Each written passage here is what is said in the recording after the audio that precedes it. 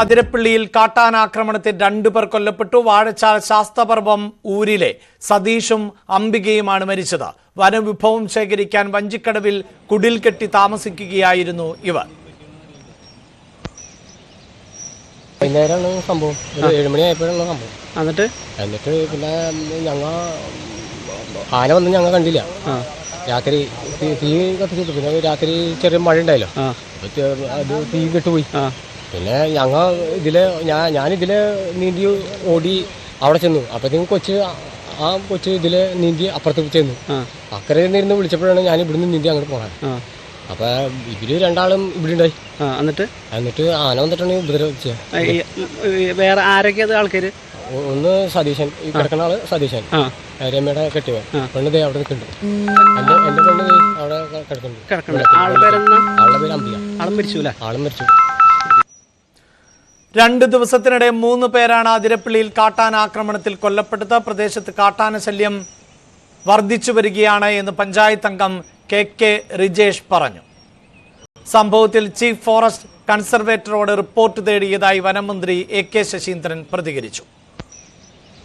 കഴിഞ്ഞ 2 ദിവസമായി വനത്തിനകത്ത് വെച്ച് കാട്ടാനയുടെ ആക്രമണം മൂലം 3 മരണങ്ങളാണ് ഉണ്ടായതെന്നതാണ് നമുക്ക് അറിയാൻ കഴിഞ്ഞിട്ടുള്ള ഏറ്റവും ഒടുവിലത്തെ വിവരം.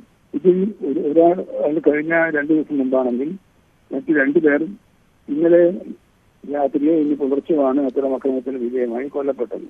അത് സാധാരണ നമ്മൾ ഇതുവരെ ചർച്ച ചെയ്തുകൊണ്ടിരുന്നത് വന്യജീവികൾ നാട്ടിൻ പുറത്തിറങ്ങി വന്ന് ജനവാസ മേഖലയിൽ വന്ന് ജനങ്ങളെ കൊല്ലുകയും കൃഷി നശിപ്പിക്കുന്ന സംഭവമാണെങ്കിൽ ഇതൊരു പുതിയ ദിശയിലേക്കാണ് ഇപ്പോൾ നീങ്ങിക്കാണുന്നത്.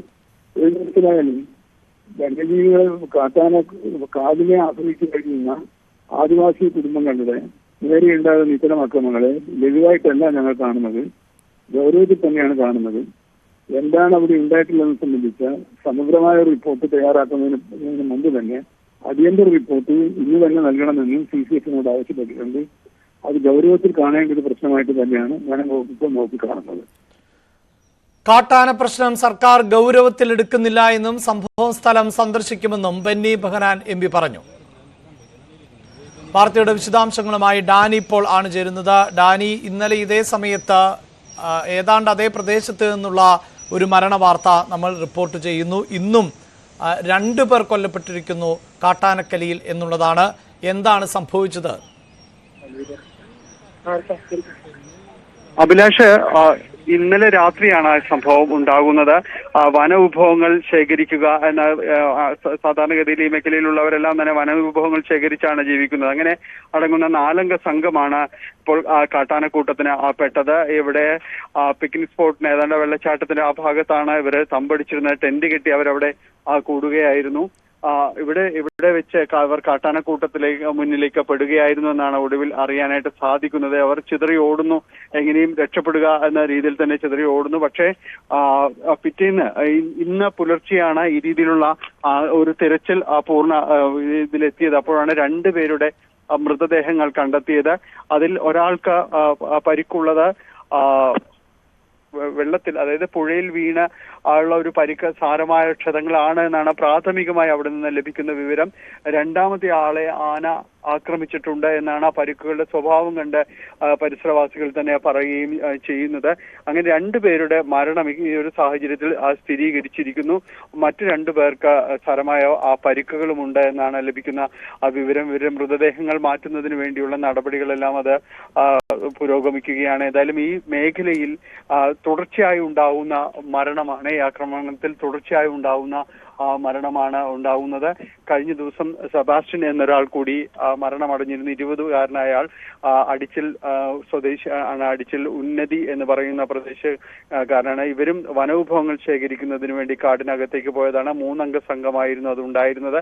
കാട്ടാനക്കൂട്ടത്തിന്റെ മുന്നിൽ പെടുകയായിരുന്നു. അത് കുറച്ചുകൂടി ഇപ്പോൾ ലഭിക്കുന്ന വിവരം എന്ന് പറയുന്നത് സെബാസ്റ്റ്യൻ വനവിഭവങ്ങൾ ശേഖരിച്ച് തിരിച്ചു വന്ന അവരുടെ ആദിവാസി ഊരിലേക്ക് അടുക്കുമ്പോഴായിരുന്നു, അതിന്റെ ഒരു വനാതിർത്തി പിന്നിടുന്ന സമയത്തായിരുന്നു ആനയുടെ മുന്നിൽ പെട്ടതെന്നാണ് അറിയാനായിട്ട് സാധിക്കുന്നത്.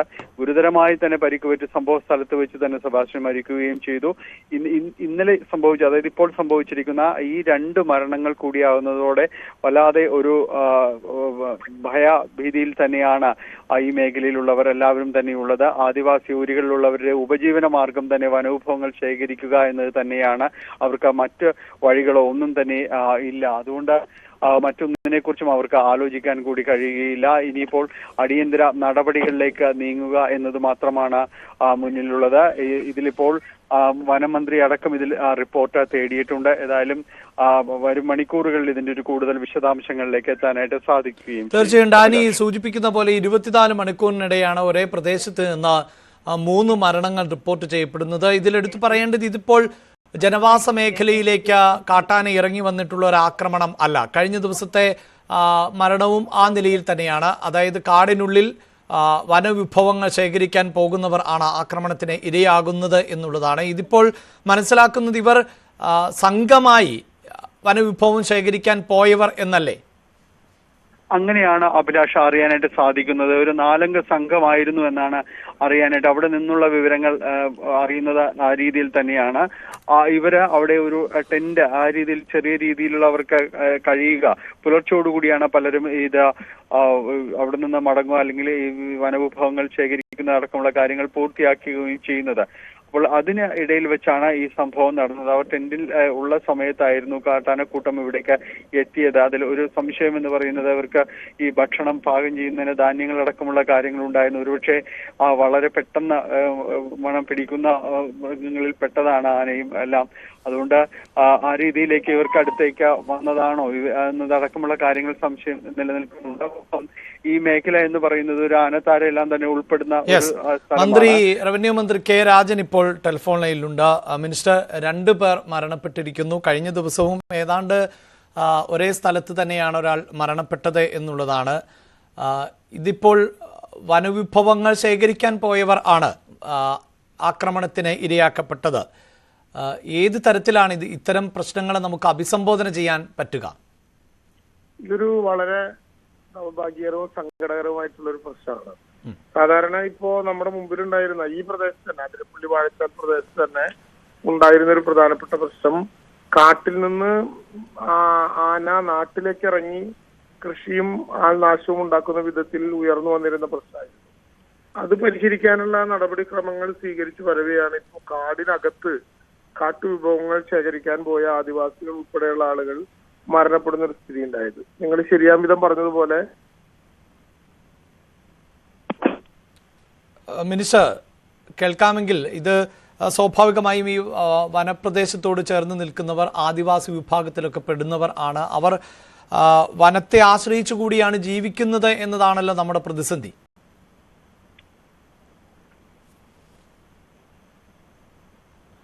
യെസ്, അദ്ദേഹം യാത്രയിലാണ്. ടെലിഫോൺ ലൈൻ ബന്ധപ്പെടാൻ സാധിക്കുന്നില്ല, കട്ടായിപ്പോയി. ഡാനി സൂചിപ്പിച്ചതുപോലെ, മിനിസ്റ്റർ തന്നെ സൂചിപ്പിച്ചതുപോലെ, ഒരു സമയത്ത് നമ്മൾ അധികമായും റിപ്പോർട്ട് ചെയ്തിരുന്നത് കാടിറങ്ങുന്ന വന്യതയെക്കുറിച്ചായിരുന്നു. കാടിറങ്ങി മൃഗങ്ങൾ ആക്രമിക്കുന്നുവെങ്കിൽ ഇതിപ്പോൾ അങ്ങനെ നമുക്ക് താരതമ്യം ചെയ്യാനാവില്ല. വനത്തിനുള്ളിൽ പോയതാണ് അത്. വനമെന്നത് തീർച്ചയായും വന്യമൃഗങ്ങളുടെ ആവാസ വ്യവസ്ഥയാണ്. പക്ഷേ എപ്പോഴും ഇങ്ങനെ മരണപ്പെടുന്നു അത് ആദിവാസികളോ അല്ലെങ്കിൽ വനപ്രദേശത്തോട് ചേർന്ന് നിൽക്കുന്നവരോ ആണ് എന്നതാണല്ലോ പ്രതിസന്ധി. യെസ്, മിനിസ്റ്റർ വീണ്ടും തുടരുന്നുണ്ട്. മിനിസ്റ്റർ കേൾക്കാമെങ്കിൽ, ഈ വനത്തോട് ചേർന്ന് നിൽക്കുന്നവർക്ക് അതിനെ ആശ്രയിച്ച് ജീവിക്കാൻ പറ്റൂ എന്നുള്ളതാണല്ലോ നമ്മൾ നേരിടുന്ന പ്രതിസന്ധി. ഹലോ മിനിസ്റ്റർ കേൾക്കാമോ? കേൾക്കാം. നേരത്തെ ഒരു സാങ്കേതിക തടസ്സം ഉണ്ടായതാണ്. യെസ്, പറഞ്ഞോളൂ. അല്ല, ഇത് ഞാൻ നേരത്തെ പറഞ്ഞതുപോലെ താമരവെള്ളച്ചാൽ കോളനിയിൽ കഴിഞ്ഞ ദിവസം ഒരു അപകടം ഇങ്ങനെ ഉണ്ടായി. അടിച്ചിൽ തൊട്ടി കോളനിയിലും ഇന്നലെ വിഷു ദിവസം തന്നെ ഒരു ദുരന്തം അങ്ങനെ ഉണ്ടായി. ഇന്നിപ്പോ വാഴച്ചാൽ ഫോറസ്റ്റ് ഏരിയയിൽ പെടുന്ന 2 പേർ മരണപ്പെടുന്ന ദൗർഭാഗ്യകരമായ സ്ഥിതിവിശേഷമാണ് ഉണ്ടായിട്ടുള്ളത്. സാധാരണ നിലയിൽ ആന പുറത്തേക്ക് ഇറങ്ങിയതിന്റെ പ്രശ്നങ്ങൾ പരിഹരിക്കാൻ ഒരു പ്ലാൻ തയ്യാറാക്കി വരുമ്പോഴാണ് ഇപ്പൊ ഇങ്ങനെ ഒരു ദുരന്തം ഉണ്ടാകുന്നത്. രാവിലെ തന്നെ ജില്ലാ കളക്ടറും ബന്ധപ്പെട്ട ഫോറസ്റ്റ് ട്രൈബൽ ഉദ്യോഗസ്ഥന്മാരുമായി ഒരു കൂടിയാലോചന നടത്തിയിരുന്നു. ആളുകൾ അങ്ങോട്ട് പോയിട്ടുണ്ട്. വനം വകുപ്പ് മന്ത്രിയെ രാവിലെ തന്നെ ബന്ധപ്പെട്ടിരുന്നു. ഈ മേഖലയ്ക്ക് ഒരു പുതിയ RRT സംവിധാനം ഉൾപ്പെടെ ആലോചിക്കണം എന്ന ആലോചന വെച്ചിട്ടുണ്ട്. വനത്തിനകത്ത് ഇങ്ങനെ ഒരു പ്രശ്നം ഉണ്ടാകുമ്പോൾ ഏത് വിധത്തിലാണ് പ്രതികരിക്കപ്പെടേണ്ടത് എന്നുള്ളത് ഒരു പുതിയ സ്ട്രാറ്റജി ആയിട്ട് വരേണ്ട ഒരു പ്രശ്നമാണ് നേരത്തെ ഉള്ളതിൽ നിന്ന് വ്യത്യസ്തമായി. കാരണം ആദിവാസികൾക്ക് വനാവകാശ നിയമപ്രകാരം കാടിനകത്ത് വനവിഭവങ്ങൾ ശേഖരിക്കാൻ അവകാശപ്പെട്ടതാണ്. കാട്ടാനകളായതുകൊണ്ട് അവരുടെ പിന്നെ കേന്ദ്രവും അത് തന്നെയായി മാറുന്നൊരു സ്ഥിതിവിശേഷമുണ്ട്. അപ്പൊ അതുകൊണ്ട് എന്തെല്ലാമാണ് ആ കാര്യത്തിലുള്ള നിർദ്ദേശങ്ങൾ, ഈ കാര്യത്തിൽ സംബന്ധിച്ചൊരു വിശദമായ അഭിപ്രായം, അവരുടെ നിർദ്ദേശം നാളെ തന്നെ PCCF-നോട് രേഖാമൂലം നൽകാൻ വനം വകുപ്പ് മന്ത്രി ആവശ്യപ്പെട്ടിട്ടുണ്ടെന്ന് അദ്ദേഹം പറഞ്ഞതിൽ നിന്ന് മനസ്സിലാക്കാൻ കഴിഞ്ഞു. സാധ്യമായതെല്ലാം ചെയ്യാം. സ്വാഭാവികമായിട്ടും കാട്ടിനകത്ത് വെച്ചാണ് ഈ ദുരന്തം ഉണ്ടായതെങ്കിലും ആദിവാസി വിഭാഗത്തിൽപ്പെട്ട ആളുകളാണ് എന്നുള്ളത് കൊണ്ട് അവർക്ക് അർഹമായിട്ടുള്ള നഷ്ടപരിഹാരം അടിയന്തരമായിട്ട് കൊടുക്കാനുള്ള സൗകര്യങ്ങളും ഉണ്ടാക്കുന്നുണ്ട്.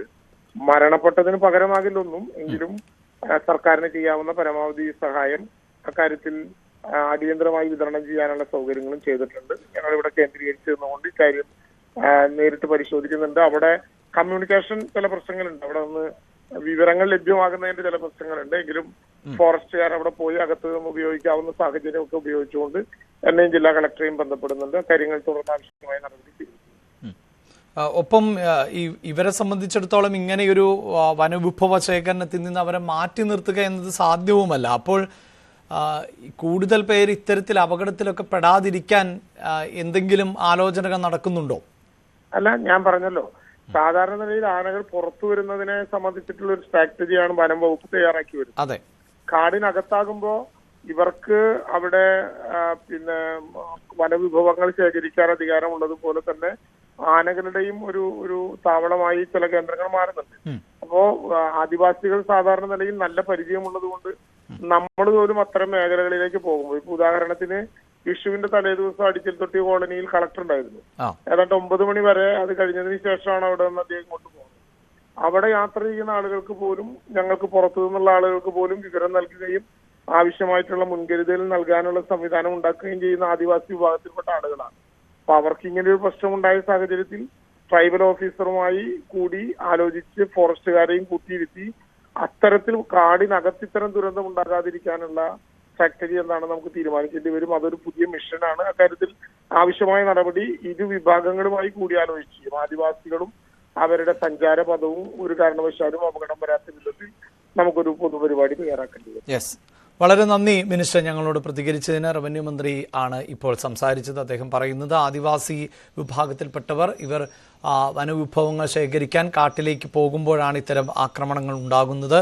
പ്രത്യേകിച്ച് നേരത്തെ കേരളം ചർച്ച ചെയ്യപ്പെട്ടത് വനത്തിൽ നിന്നിറങ്ങി ജനവാസ മേഖലയിൽ ആക്രമണം നടത്തുന്ന വന്യജീവികളെ സംബന്ധിച്ചാണ്. പക്ഷേ ഇവരുടെ ജീവനും വില കൽപ്പിക്കുന്നു. അതുകൊണ്ട് തന്നെ സാമ്പത്തിക സഹായം അടക്കമുള്ള കാര്യങ്ങൾ സർക്കാർ ആലോചിക്കും.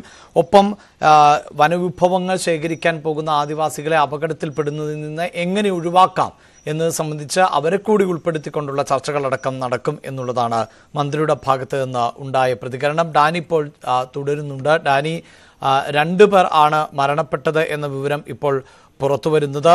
അതിൽ വാഴച്ചൽ സ്വദേശികളായ അംബിക, സതീഷ് എന്നിവരാണ് മരണപ്പെട്ടിട്ടുള്ളത്.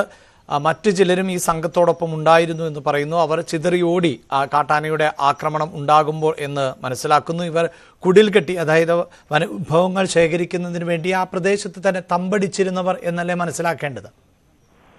അങ്ങനെ തന്നെയാണ് അഭിലാഷ്. നമുക്ക് വളരെ കൃത്യമായ അതിന്റെ ഒരു വിവരത്തിലേക്ക് വരുമ്പോൾ, ഈ വഞ്ചിക്കടവിൽ വനവിഭവങ്ങൾ ശേഖരിക്കാൻ പോയ 2 പേരാണ് ഇപ്പോൾ ഈ അപകടത്തിൽ മരിച്ചിരിക്കുന്നത്. ആദിവാസി വിഭാഗത്തിൽപ്പെട്ട വാഴച്ചാൽ ശാസ്താംപൂവം ഉന്നതിയിലെ സതീഷ്, അംബിക എന്നിവരാണ് മരിച്ചിരിക്കുന്നത്.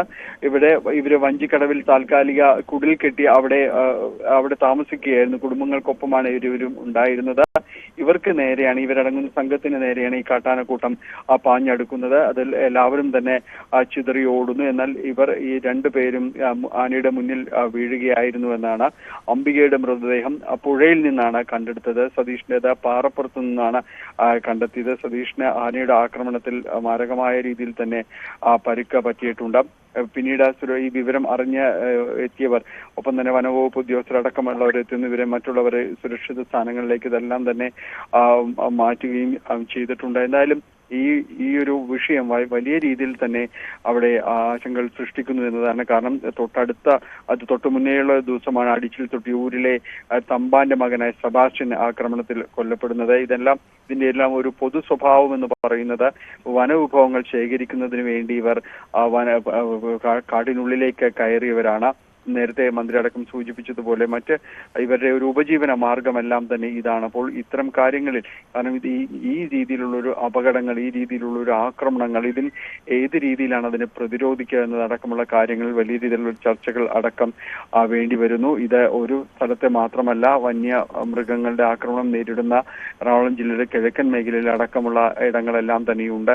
എല്ലായിടത്തും സമാന സ്വഭാവത്തിൽ തന്നെ പലപ്പോഴും കാടിറങ്ങുന്ന ഈ ഒരു വിഷയങ്ങൾ. പക്ഷേ ഇപ്പോൾ ഇത് കാടിനകത്തേക്ക് വനവിഭവങ്ങൾ ശേഖരിക്കാൻ പോകുന്നവരാണ് ഇപ്പോൾ ഈ അപകടത്തിലേക്ക് പെടുകയും ചെയ്തത്. എന്തായാലും ഇപ്പോൾ ഇവരുടെ മൃതദേഹങ്ങൾ മാറ്റിയത് ഇനിയുള്ള നടപടിക്രമങ്ങൾ പൂർത്തിയാക്കി ഉടൻ ബന്ധുക്കൾക്ക് വിട്ടുകൊടുക്കുക എന്ന രീതിയിലേക്ക് അടക്കം നീങ്ങുകയാണ്. ഈ രീതിയിൽ അതിരപ്പള്ളി വനമേഖലയിൽ വലിയ രീതിയിലുള്ളൊരു കാട്ടാനകളുടെയും വന്യമൃഗങ്ങളുടെയും എല്ലാം തന്നെ വലിയ ബുദ്ധിമുട്ടുകൾ, വൈഷമ്യങ്ങളെല്ലാം തന്നെ ഇവർ നേരിടുകയും ചെയ്യുന്നുണ്ട്. അതിൽ ഏറ്റവും ഒടുവിലത്തെ ഉദാഹരണങ്ങളായി ഇപ്പോൾ 2 മരണങ്ങൾ സംഭവിച്ചിരിക്കുന്നു. ദൗർഭാഗ്യകരമെന്ന് പറയുന്നത് ഒരു ദിവസത്തിന് മുൻപ് ഏതാണ്ട് 3 ദിവസം ആ ഒരു ഇടവേളയിൽ 3 മരണങ്ങൾ ഈ സമാനമായ രീതിയിൽ തന്നെ നടന്നിരിക്കുന്നു എന്നതാണ് അഭിലാഷ്. ഇതിൽ ഡാനി ഇപ്പോൾ പലതരത്തിലാണ്. സ്വാഭാവികമായും ആ ആക്രമണത്തിന് ഇരയായവരുടെ ഭാഗത്തു നിന്നുണ്ടാകുന്ന പ്രതികരണങ്ങളെ മാത്രമേ കൃത്യത വരികയുള്ളൂ എങ്കിൽ പോലും ഈ കാട്ടാനക്കൂട്ടം ആയിരുന്നു ആക്രമിച്ചത് എന്ന തരത്തിൽ റിപ്പോർട്ടുകൾ വരുന്നുണ്ട്. ഇതേ തുടർന്ന് ഈ സംഘം ചിതറി ഓടി എന്ന തരത്തിൽ റിപ്പോർട്ടുണ്ട്. അതിൽ തുമ്പിക്കൈ കൊണ്ട് ഒരാളെ അടിച്ചു വീഴ്ത്തി എന്നുള്ള തരത്തിലുണ്ട്. എന്തായാലും ഈ അംബികയുടെ മൃതദേഹം പുഴയിൽ നിന്നും ഒപ്പം സതീഷിൻ്റെ മൃതദേഹം പാറപ്പുറത്തുമായിരുന്നു എന്ന് പറയുമ്പോൾ ഒരു പക്ഷെ നേരിട്ട് ആക്രമിച്ചത് ഇപ്പോൾ അംബിക പുഴയിൽ വീണ് മരിച്ചതാണോ അതെയോ നേരിട്ട് തന്നെ കാട്ടാനയുടെ ആക്രമണം ഉണ്ടായതാണോ? ഇതിലൊക്കെ ഇനിയിപ്പോൾ ഈ പോസ്റ്റ്മോർട്ടം ഉൾപ്പെടെയുള്ള നടപടികൾ പൂർത്തിയാകുമ്പോഴായിരിക്കുമല്ലേ വ്യക്തത കൈവരിക? തീർച്ചയായും അഭിലാഷ്, കാരണം അങ്ങനെ മാത്രമേ നമുക്കതിൽ ഒരു പൂർണ്ണത പറയാനായിട്ട് സാധിക്കുകയുള്ളൂ. ഇപ്പോൾ പ്രാഥമികമായ അനുമാനങ്ങളാണിത്. കാരണം മൃതദേഹം പുഴയിൽ നിന്ന് കണ്ടെടുത്തത് കൊണ്ട് മാത്രം അവർക്ക് ആനയുടെ ഒരു ആക്രമണത്തിന് ഇരയായില്ല എന്ന് നമുക്ക് പറയാനായിട്ട് സാധിക്കില്ല. ഒരുപക്ഷെ തട്ടേറ്റ ആനയുടെ അടിയേറ്റ്, തുമ്പി കൊണ്ടുള്ള അടിയേറ്റ പോലും പുഴയിലേക്ക് തെറിച്ചു വീണതാകാം, അല്ല എങ്കിൽ രക്ഷപ്പെടാൻ പുഴയിലേക്ക് ചാടിയതാകാം. നമുക്കറിയാം അതിരപ്പള്ളി വനമേഖലയോട് ചേർന്നുള്ള ഈ പുഴകൾ അത് പാറക്കെട്ടുകൾ നിറഞ്ഞതാണ്, പാറകൾ നിറഞ്ഞതാണ്. അതിൽ ആഴമില്ലാത്ത ഭാഗത്തേക്ക് രക്ഷപ്പെടാൻ വേണ്ടി ചാടിയാൽ പോലും അത് വലിയ അപകടങ്ങളിലേക്ക് അടക്കം നീങ്ങും. വലിയ രീതിയിലുള്ള ഒരു ക്ഷതങ്ങൾ അദ്ദേഹത്തെ ഉണ്ടാക്കുന്ന രീതിയിൽ തന്നെയാണ്. അതോ ആന തട്ടി എറിഞ്ഞതാണോ എന്നതടക്കമുള്ള കാര്യങ്ങൾ സ്ഥിരീകരണം പോസ്റ്റ്മോർട്ടത്തിലൂടെ മാത്രം അത്തരം കാര്യങ്ങളിലേക്ക് വ്യക്തത വരുത്താനായിട്ട് സാധിക്കുകയുള്ളൂ. ഇതിൽ ആനയുടെ ആക്രമണം, നേരിട്ടുള്ള ആനയുടെ ഒരു ആക്രമണം ഉണ്ടായത് ഒരുപക്ഷെ ഇപ്പോൾ കാണുന്ന സതീഷ് പാറപ്പുറത്ത് സതീഷിന്റെ മൃതദേഹം കണ്ടെത്തി സതീഷിനെ ആന ആക്രമിച്ചതിൻ്റെതായ എല്ലാവിധ മുറിപ്പാടുകളും കാര്യങ്ങളും എല്ലാം തന്നെയുണ്ട്. അപ്പോൾ ഇനി മറ്റുള്ളവരുടെ കൂടി വിവരങ്ങൾ വരേണ്ടതുണ്ട്. കൃത്യമായ രീതിയിൽ സംഘത്തിലുണ്ടായിരുന്നവർ കൂടി കാര്യങ്ങൾ പറയേണ്ടതുണ്ട്. അത് വൈകാതെ ഉണ്ടാകും. എന്തായാലും അത്തരം ഒരു ഔദ്യോഗിക സ്ഥിരീകരണത്തിലേക്ക് കടക്കുന്നുണ്ട്. ഇപ്പോൾ വനം വകുപ്പ് ഉദ്യോഗസ്ഥരടക്കം ഈ മേഖലയിൽ എല്ലാവരും തന്നെ എത്തിയിട്ടുണ്ട്. പൂർണ്ണ സംഘത്തിനൊപ്പം മറ്റുള്ള എല്ലാവരും ഉണ്ടായിരുന്നു എന്നതടക്കമുള്ള കാര്യങ്ങൾ ഒരു വിശദാംശങ്ങൾ തേടുന്നുണ്ട്.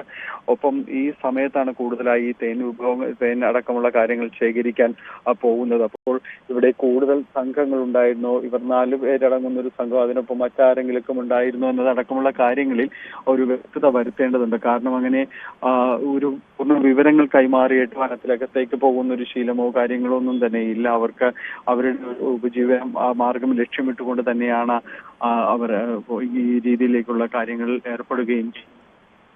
ഡാനി സൂചിപ്പിക്കുന്നത് പോലെ എത്ര പേരാണ് ഈ സംഘത്തിൽ ഉണ്ടായിരുന്നത് എന്നതിലൊക്കെ കുറച്ചുകൂടി വ്യക്തത കൈവരേണ്ടതുണ്ട്. പക്ഷേ ഈ അതിരപ്പള്ളി വഞ്ചിക്കടവ് പ്രദേശത്ത് ഇവർ കുടിൽ കെട്ടി താമസിക്കുകയായിരുന്നു എന്ന് പറയുമ്പോൾ സ്വാഭാവികമായും നമുക്ക് അനുമാനിക്കേണ്ടി വരുന്നത് ഇവർ എക്സ്പീരിയൻസ് ഉള്ളവർ തന്നെ എന്നാണ്.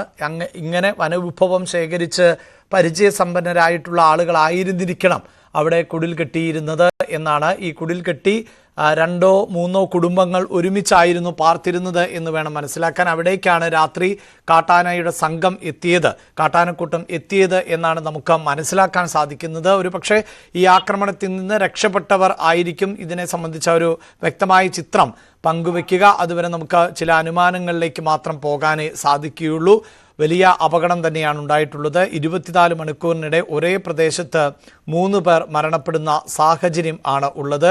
ഡാനി നേരത്തെ സൂചിപ്പിച്ചതുപോലെ കഴിഞ്ഞ ദിവസമായിരുന്നു 20 വയസ്സ് മാത്രം പ്രായമുള്ള ആൾ മരണപ്പെട്ടത്. അതിന് പിന്നാലെ ആണ് ഇപ്പോൾ 2 മരണം കൂടി സംഭവിക്കുകയും ചെയ്യുന്നത്. അതിൽ കാട്ടാനക്കൂട്ടം പിന്തുടർന്ന് ആക്രമിച്ചു എന്നുള്ളതാണ് പ്രാഥമികമായി പുറത്തുവരുന്ന വിവരങ്ങൾ. നമുക്ക് പ്രദേശവാസിയുടെ പ്രതികരണത്തിലേക്ക് ഒരിക്കൽ കൂടി പോകാം.